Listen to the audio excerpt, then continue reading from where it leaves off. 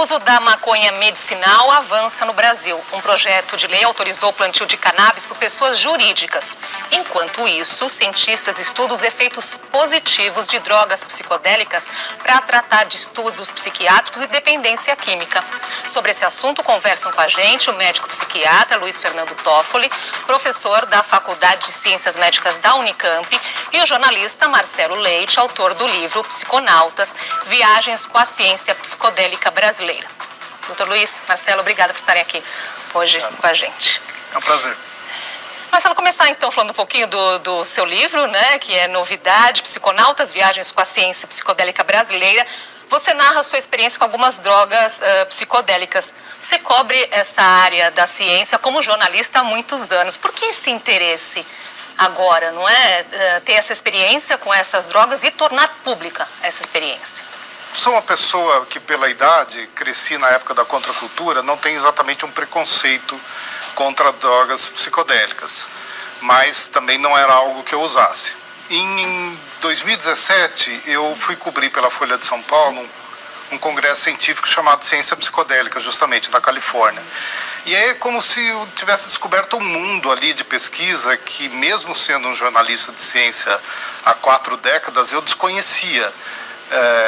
Com LSD, com psilocibina, com MDMA e outros que estavam já sendo testadas contra problemas sérios de saúde mental, como depressão, transtorno de estresse pós-traumático. E eu imediatamente percebi que havia um grande campo ali para contar para as pessoas da existência desses estudos. Tudo ainda muito experimental, mas com enorme promessa para sanar o problema de milhões e milhões de pessoas que sofrem com essas doenças mentais, né? Exatamente, estamos falando aqui da questão, né, do uso medicinal, da área da saúde. Antes de avançarmos, eu acho que vale a pena aqui colocar para as pessoas, doutor Luiz Fernando, quando falamos dessas drogas psicodélicas, do que estamos falando? O que são essas substâncias? De uma forma geral, do que a gente está falando quando a gente está falando de psicodélicos? Estamos falando de substâncias que trazem efeitos na esfera da percepção, né, do que a gente vê, principalmente o que a gente vê, na esfera das emoções e na esfera cognitiva, que seria da razão, do raciocínio, da memória, da atenção. Popularmente conhecido como alucinógenos, essas substâncias, em geral, as pessoas, quando ouvem falar delas, pensam imediatamente na questão da percepção, das alterações da percepção. Mas, principalmente para o uso terapêutico, o que interessa para a gente são essas alterações na cognição, né, como é que a gente percebe e raciocina sobre as coisas, e principalmente como é que elas afetam as nossas emoções, feito de uma maneira controlada, de uma maneira organizada, de maneira positiva. Sim. Marcelo chamou a atenção no início, que são estudos experimentais. Acho que vale a pena explicarmos isso, não é, Marcelo? Em que pé que estão esses estudos aqui no nosso país? Todo mundo já está familiarizado nessa altura com a pandemia, com essa fase 1, fase 2, fase 3, né?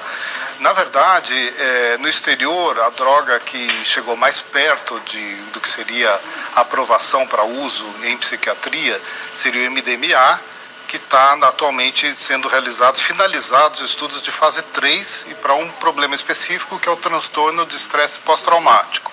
Isso está sendo feito nos Estados Unidos e em outros países. No Brasil, a gente teve alguns estudos preliminares ainda com ayahuasca para depressão, feito na Universidade Federal do Rio Grande do Norte, com bons resultados, mas um estudo pequeno, se não me falha a memória, só eram 29 pacientes do Hospital Universitário Onofre Lopes, lá em Natal, com excelentes resultados. E tem também uma larga experiência clínica, aí não é bem de estudo, com ibogaína, que é uma droga derivada de uma planta africana, a Tabernante iboga, e que vem sendo usada já para algumas clínicas, com bons resultados também, contra a dependência química. Esse tipo de estudo não é novidade aqui no nosso país, acontece já faz muito tempo, mas percebemos aí que há passos lentos, não é? Qual o principal motivo disso, doutor Luiz Fernando?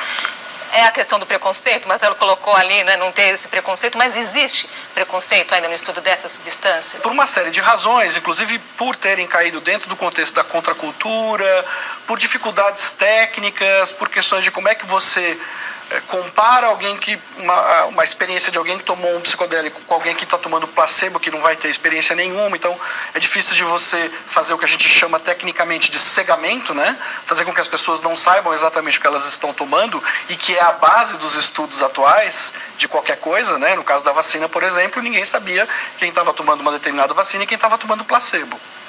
E então, por uma série de razões, essas substâncias caíram em desuso. Nunca foi proibido fazer pesquisa com elas dos anos 70 para cá, mas houve muito preconceito mesmo dentro da ciência, e isso veio se quebrando novamente a partir dos anos 1990, e no Brasil com um grande impacto. O Brasil é um dos países que produz bastante ciência no campo dos psicodélicos, principalmente, na minha opinião, por conta da ayahuasca, por ela ter um status de legalidade, né? Ela é legal para uso ritual e para uso indígena, né? Para uso religioso também. Então, a questão do preconceito, até a própria cannabis enfrentou muito preconceito, e nós estamos vendo aí um avanço passo a passo, mas cada vez avançando mais nessa questão, não é, Marcelo? Sim, eu acho que a ciência é o elemento fundamental aí, né? A partir dos anos 2000, principalmente, começou em 1990 e poucos, mas a partir do ano 2000 houve um boom de pesquisa nessa área, como eu falei, principalmente com MDMA, mas também com psilocibina para depressão, essa substância tirada dos cogumelos chamados de mágicos, né? E eu acredito que com os resultados bons que a maioria desses estudos vem demonstrando, ainda preliminares, com grupos pequenos, mas isso tende a aumentar. Cada vez teremos estudos maiores, com mais pacientes, e se os resultados, os benefícios se confirmarem, é bem provável que algumas dessas drogas, para algumas condições específicas, sigam um caminho parecido com o da maconha medicinal, com a diminuição do preconceito, maior boa vontade, vamos dizer assim, das agências de financiamento de pesquisa, menos preconceito na comunidade acadêmica, isso tenderá... A indústria farmacêutica se interessa por esses estudos? Sim, especialmente algumas empresas novas que estão surgindo, porque não é muito o modelo tradicional da indústria farmacêutica, né? Você tem que pensar que não seriam, por exemplo, antidepressivos, né? O DMT, psilocibina estão sendo testados para depressão, especialmente depressão resistente aos medicamentos disponíveis hoje. Tem 30%, 40% talvez dos pacientes não obtêm bons resultados com os antidepressivos atuais. Vou trazer aqui uma outra opinião para a nossa conversa do neurocientista Siddhartha Ribeiro, fundador do Instituto do Cérebro da Universidade Federal do Rio Grande do Norte. Ele falou sobre a vantagem dessas drogas em relação aos tratamentos convencionais. Eu tô na internet de vez em quando, aparecem uns caras assim, né? Com apenas seu celular, 1 hora por dia, você vai ganhar R$1.000 por dia. Venha, vou te ensinar uma renda extra. Uma pessoa que toma antidepressivos convencionais, ela obtém um efeito antidepressivo bastante pequeno, mas ela obtém muitos efeitos adversos importantes, com os quais ela convive ao longo de meses, anos, e que ao longo do tempo podem se tornar extremamente deletérios para a qualidade de vida da pessoa. No caso dos medicamentos psicodélicos, existe um uso de dosagens bastante baixas e muito ocasionais e sempre associado à psicoterapia. Então a pessoa faz bastante psicoterapia, recebe o medicamento em algum momento específico no contexto da psicoterapia, e esse remédio vai fazer com que os neurônios produzam novas conexões sinápticas, novas conexões entre os neurônios, e esse aumento da plasticidade cerebral, essa capacidade do cérebro se modificar rapidamente durante aquelas sessões de psicoterapia, fazem com que as mudanças sejam de longo prazo, ou seja, ocorre uma ressignificação dos eventos causadores do trauma. O doutor Siddhartha chamou a atenção, doutor Luiz Fernando, justamente da diferença em relação ao tratamento convencional. O que mais vale a pena chamar a atenção aqui? O que a ciência já sabe sobre esses benefícios? Esse é um ponto muito importante, porque ele tem a ver também, na minha opinião, com o momento em que os psicodélicos deixaram de ser considerados uma opção tão interessante do ponto de vista terapêutico no século passado e que voltam a ser agora, que tem a ver com essa questão da combinação com a psicoterapia. A gente vivia uma época, no final, né, do século passado, muito inspirada na ideia de que os psicofármacos iam resolver os problemas dos transtornos mentais, ou que não resolver, mas assim, dariam, entre aspas, um grande adianto, vamos dizer assim. E E a gente percebe hoje em dia que não é bem assim, eles têm os seus limites. Não que devam ser demonizados, acho que tudo que tem disponível para ser utilizado terapeuticamente deve ser utilizado com sabedoria e com cuidado. Mas eles têm limites, né? Um dos limites que a gente já percebe em relação aos próprios psicofármacos que são usados hoje em dia é que, por exemplo, quando mesmo esses clássicos, né, antidepressivos, são combinados com psicoterapia, eles têm efeitos mais potentes do que quando eles são usados isoladamente. A psicoterapia, no caso dos psicodélicos, é fundamental, faz parte do pacote. Então, um dos termos que se usa, inclusive, não é tratamento com psicodélicos, é tratamento com psicoterapia facilitada com psicodélicos. Isso é uma coisa interessante. Nem todas as pessoas vão se acostumar com o modelo do tratamento dos psicodélicos. Não é para todas as pessoas. E não é para todas as pessoas também. Tem pessoas para as quais, como qualquer tratamento, tem contraindicação. Então, pessoas com diagnóstico de esquizofrenia, de outros transtornos psicóticos.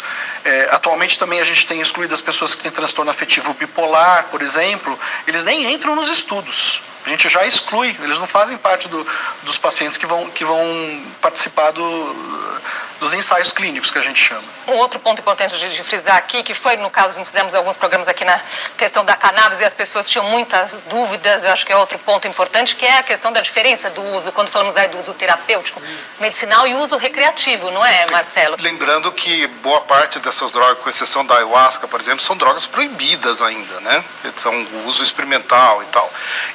Se você me perguntar a minha opinião pessoal, eu até não gosto muito do termo recreativo no caso dos psicodélicos, porque eu entendo que eles poderiam eventualmente, no caso de uma liberação, de uma desregulamentação, ser usados também por pessoas em busca de autoconhecimento. É uma posição muito pessoal, polêmica, provavelmente. Haverá quem defenda que seja um uso estritamente médico, só em condições controladas, no consultório, no hospital, etc. Mas eu acho que elas são substâncias de trabalho, e, na minha opinião, trabalho no sentido de elaboração psíquica, né, de você melhorar a sua vida, entender os seus problemas. Daí a importância da psicoterapia que o Toffoli frisou. É importante que as pessoas entendam que não é essa coisa horrorosa que se criou, essa neura, essa ideia de que são substâncias destruidoras, que abrem buracos no seu cérebro, que as pessoas se atiram pela janela. Nada disso foi comprovado. Ao contrário, perante outras drogas, elas têm um perfil bastante bom de segurança no uso, baixa toxicidade.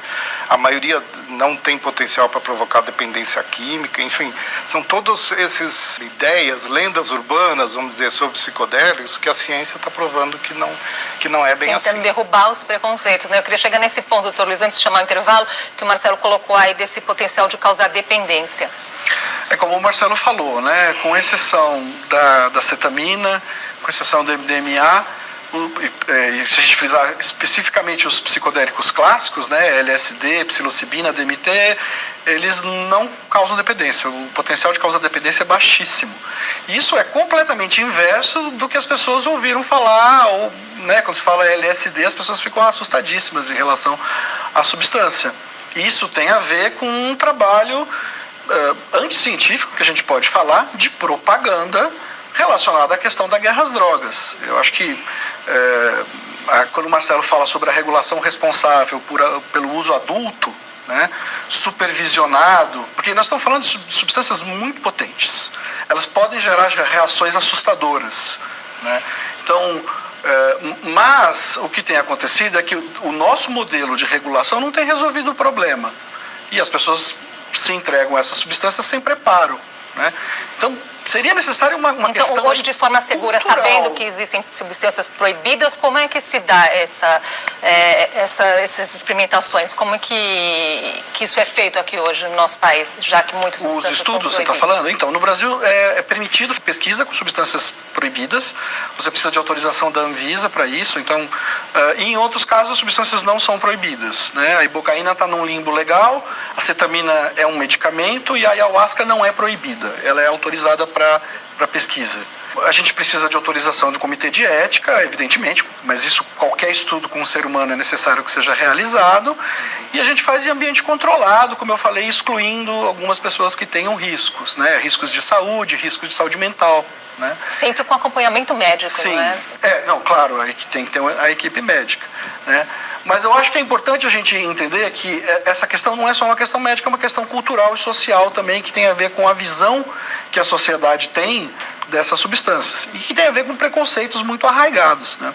Tanto no caso dos psicodélicos, mas até mais no caso da cannabis. Nós vamos chamar um intervalo, uma pausinha rápida aqui e a gente volta já.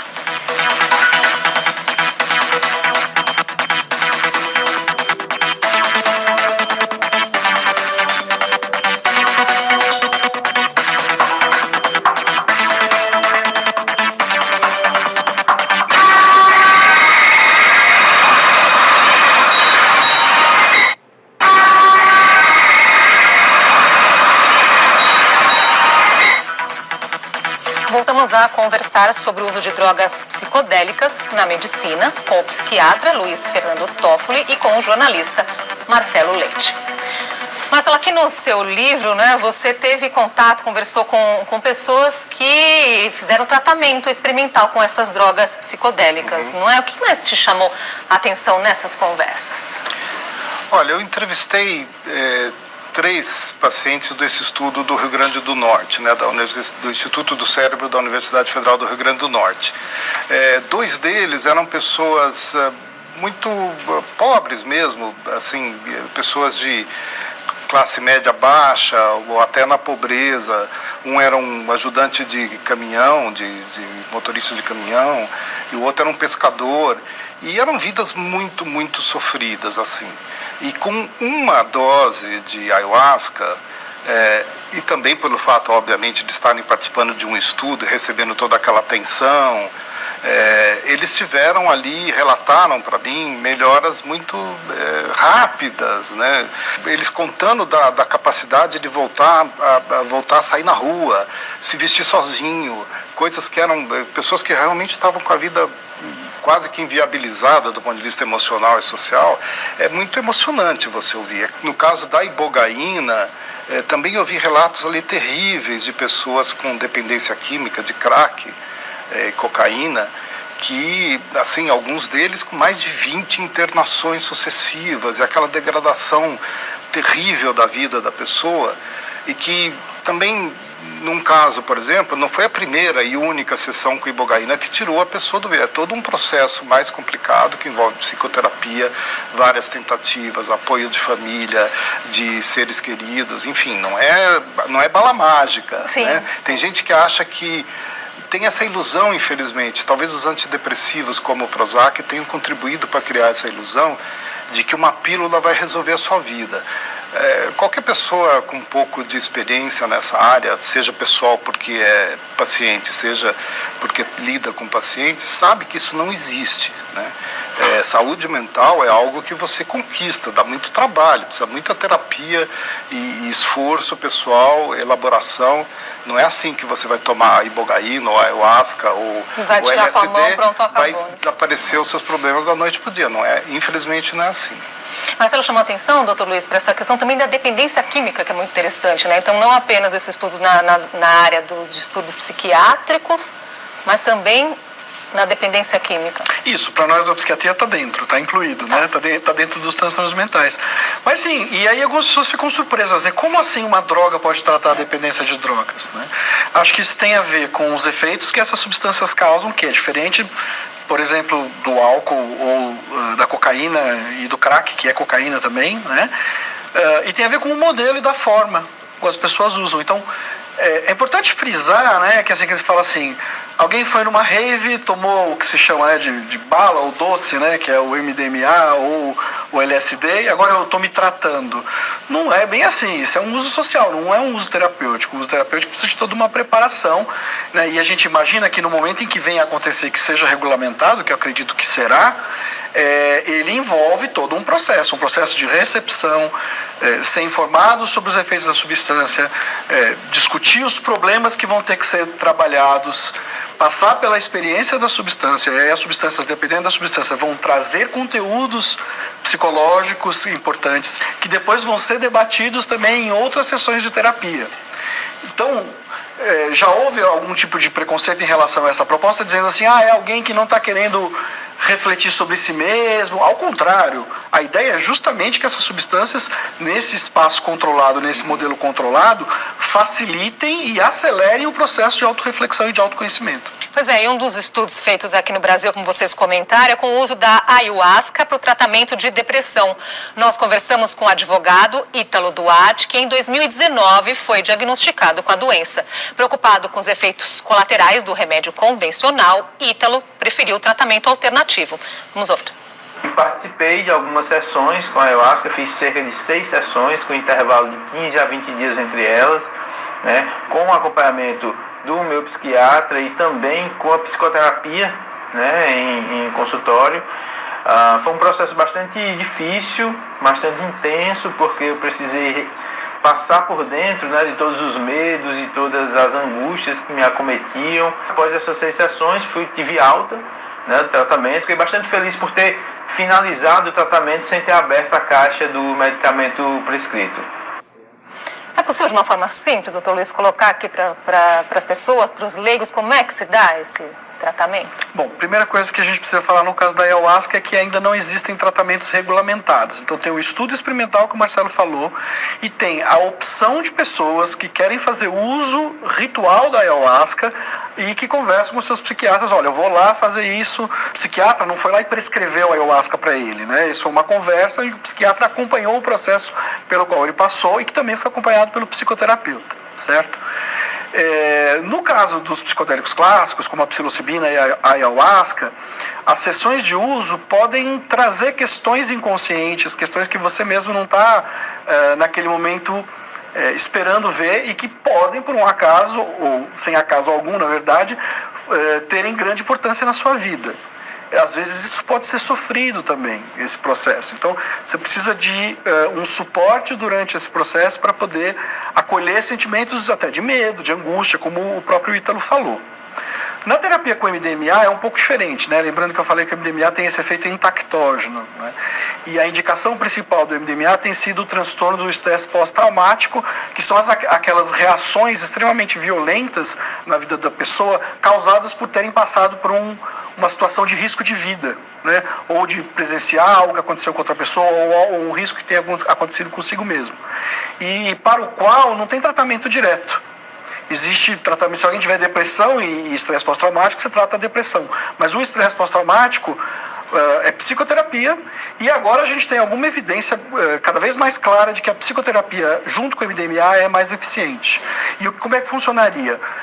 De certa forma, o MDMA parece baixar a resposta de extrema angústia diante da pessoa refletir sobre aquele trauma, que normalmente ela entraria num estado de pânico. E o MDMA consegue, de certa forma, permitir que a pessoa examine com mais calma e com mais serenidade essa experiência, tratando. Vocês usaram muito essa expressão aí, acessar alguns traumas. Acho que por isso também vocês colocaram que é importante essa conversa com o paciente, para ele decidir também se é o melhor tratamento para ele, porque às vezes a pessoa pode pensar que não quer acessar certas coisas também, não é? Marcelo? Eu diria que o pouco que eu conheço do processo psicoterapêutico, ela precisa acessar, né? É pré-condição para você superar esse tipo de, por exemplo, um trauma muito grave, você precisa acessar.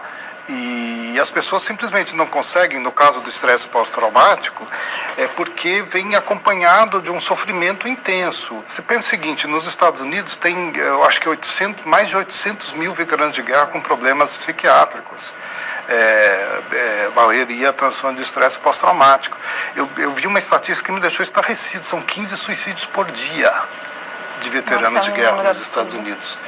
É uma coisa espantosa. E essa gente sem alternativa, se tem alguma coisa que tem traz alguma esperança, não vou dizer que como eu falei, não é bala de prata, não resolve, não é panaceia para todo o transtorno de estresse pós-traumático, mas que seja uma fração dessas pessoas conseguirem sair desse inferno, por que não pesquisar e eventualmente regulamentar? E agora imagine isso no Brasil, que é um país com extrema violência urbana, né? Quantas pessoas não precisariam de tratamento para traumas e estresse pós-traumático? E aí isso pode, não só por isso, mas porque tem muita gente com depressão, né? Dá essa impressão de que, bom, já vou correndo atrás desses tratamentos. Não tem tratamentos já estabelecidos, mas é muito importante que a gente esteja aberto, né? Para que quando a sociedade for conclamada a tomar uma decisão em relação a isso, que tome uma decisão embasada no cuidado das pessoas e não embasada no preconceito.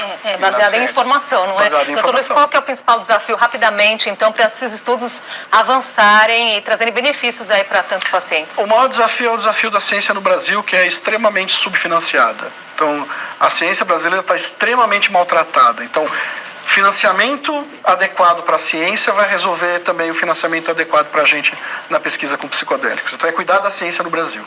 Palavrinha final, Marcelo. Não, eu concordo inteiramente, eu acho que esse é o principal problema, é o financiamento.